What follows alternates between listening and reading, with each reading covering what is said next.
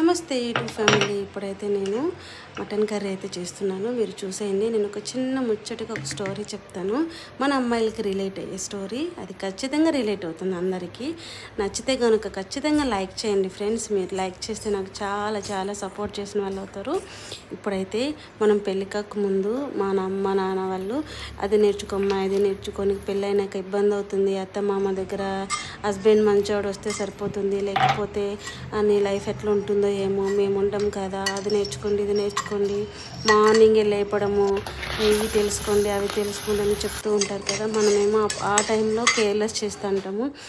నేర్చుకుందాంలే వస్తుందిలే అని చాలా కేర్లెస్గా తీసేస్తూ ఉంటాము. నా లైఫ్లో ఇది రిలేట్ అవుతుంది.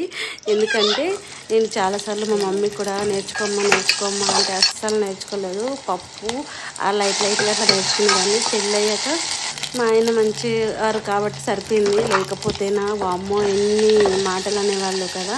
నాకైతే మా వంట మా ఆయన నేర్పించారు. ఇదైతే నిజము. ఇంకొంతమందికి ఏమంటే ఇప్పుడు వంట బాగలేకపోయినా అంటే మనము కంబైన్ ఫ్యామిలీలో ఉన్నామనుకో ఎన్నెన్నో మాటలు అంటూ ఉంటారు కదా. లైక్ ఈ కర్రీ ఇట్లా బాగాలేదు, ఏంది ఇలా చేసావు, ఏంటి అలా చేసావు అంటే ఇప్పుడున్న ప్రజెంట్ జనరేషన్లో ఒక చిన్న మాట అన్నా కూడా మనం పడలేము వాళ్ళ ముందు.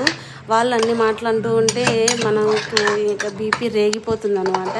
అరే ఏంది వీళ్ళు ఇట్లా అన్నారు అని అప్పుడు మా అమ్మ నాన్న అప్పుడు గుర్తుకొస్తారు.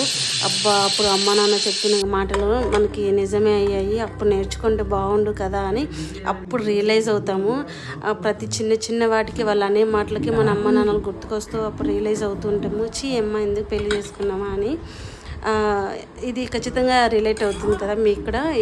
నాకైతే రిలేట్ అవుతుంది. సో చాలామంది అమ్మాయిలకి రిలేట్ అవుతుంది. సో వీడియో కనుక నచ్చితే లైక్ చేయండి, షేర్ చేయండి, సబ్స్క్రైబ్ చేసుకోండి.